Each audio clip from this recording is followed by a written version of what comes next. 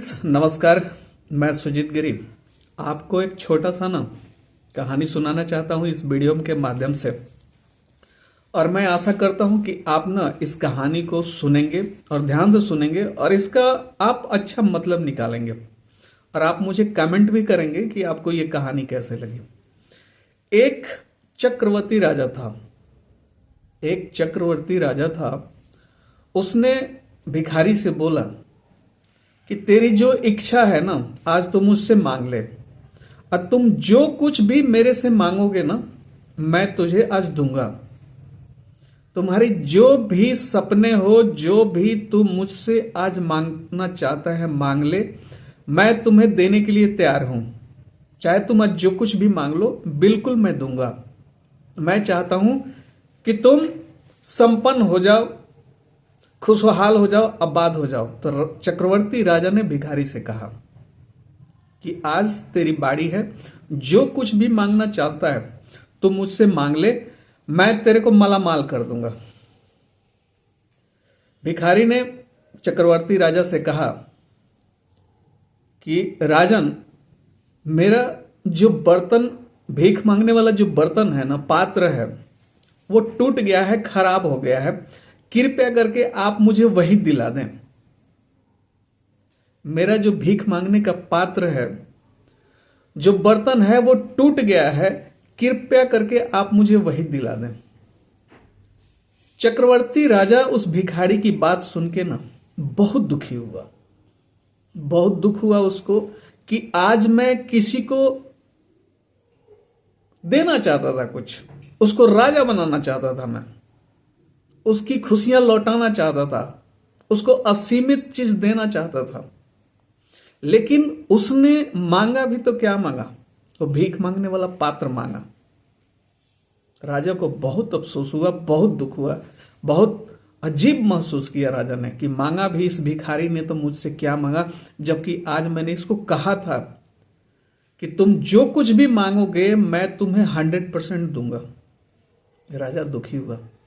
उसी तरह इस धरती पर कुछ इंसान होते हैं, अपने परमात्मा से, अपने ईश्वर से, अपने भगवान से यही मांगते हैं कि हे भगवान, मुझे 5 से 25 लाख रुपया दे दो, 2-4 गाड़ियां दे दो और 1-2 बंगले दे दो, बचे तो थोड़ा 5 संतान दे दो मुझे और एक खूबसूरत बीबी दे दो, सुंदर बीबी, स्त्री दे दो मुझे।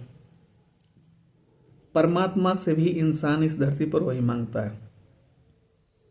कहता है, हे ईश्वर, हे मेरे प्रभु, मेरे ईश्वर, आप मुझे 5 से 25 लाख रुपया दे दो, एक सुंदर पत्नी दे दो, 5 संतान दे दो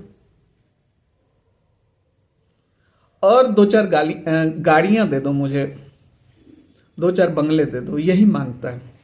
जो असीमित चीज देने के लिए बैठा है जो असीमित चीज देने के लिए बैठा है, हम उस भिखारी की तरह हम ईश्वर से वो चीज मांग करते हैं। उस परमात्मा से हम वही चीज मांगते हैं जो भिखारी उस राजा से मांग कर रहा था, चक्रवर्ती राजा से मांगा था कि मेरा टूटा हुआ बर्तन, जो भिक्षा मांगता हूं, वो पात्र मेरा टूट गया है, वो बर्तन टूट गया है, कृपा आप मुझे दे दीजिए। तो ये सब भी मांगना ईश्वर से उसी भिखारी, अभागा भिखारी की तरह है। भगवान ने आपका जीवन अगर दिया है आप जी रहे हो, सांस ले रहे हो इस धरती पर, तो इसलिए ले रहे हो कि ईश्वर चाहते हैं कि आप इस जन्म और मरण से मुक्त हो जाओ, बंधन से मुक्त हो जाओ, मोक्ष मिल जाए आपको। उसी लिए ईश्वर ने आपको जन्म दिया है और धरती पर आपको रखा है बचा कर।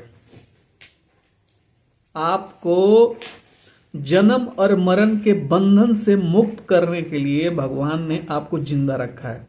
न कि 4 से 5 लाख रुपया देने के लिए बैठे हैं वो, और ना ही आपको गाड़ी बंगला देने के लिए बैठे हैं वो। आपको अपने धाम में, चरण धाम में रखने के लिए, मोक्ष देने के लिए वो बैठे हैं, आपको जिंदा रखे हैं। नहीं तो मौत के तो हजारों बहाने हैं। जिंदगी लोग एक पल भी न जी पाए, उनकी अगर आंखें फेर ले तो। लेकिन हम उनकी जो चरण में जाने वाली बात है, न मोक्ष में जाने वाली बात है, वो छोड़ के हम उस भिखारी की तरह, अभागे भिखारी की तरह भीख मांगने वाले पात्र की मांग करते हैं हम। अब सोचिएगा इस बात को कि हम कहाँ क्या मांग रहे हैं उस परमात्मा से, और उस भिखारी ने क्या मांगा था उस चक्रवर्ती सम्राट से। क्या हम उसी तरह से हैं कि हम जीवन में जन्म और मरण की जो चक्र है उससे मुक्त होना चाहते हैं कि मोक्ष के लिए हमारा शरीर मिला हुआ है। परमात्मा ने अगर हमें जिंदा रखा है, इसका मतलब एकदम स्पष्ट है और साफ है कि वो चाहते हैं कि आप मोक्ष को प्राप्त करो, जन्म मरण से मुक्त हो जाओ। ये बड़ी बात है, मोक्ष मिलना बड़ी बात है। वो 4 बंगले, 4 गाड़ी, सुंदर पत्नी से कहीं ज्यादा, वो 5 संतान से कहीं ज्यादा है आपको मोक्ष मिले। भगवान ये चाहते हैं कि आप मोक्ष को प्राप्त करो। अरे धरती, भगवान श्री कृष्ण ने कहा था कि ये धरती है मोक्ष प्राप्त करने के लिए, कर्म करने के लिए, भक्ति करने के लिए।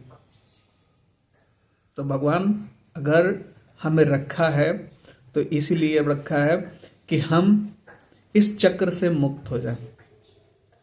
आशा करता हूं ये कहानी आपको अच्छी लगी होगी। जो रियल है, सामाजिक कहानी है, यही चीज हो रहा है। और इससे अगर कुछ सीखने को मिलता है, चाहे और भी कोई आपके पास विचार हो, तो आप मुझे शेयर कर सकते हैं, कमेंट कर सकते हैं। आप सभी को सुनने के लिए मेरा आपका धन्यवाद। जय हिंद, जय भारत। Thank you.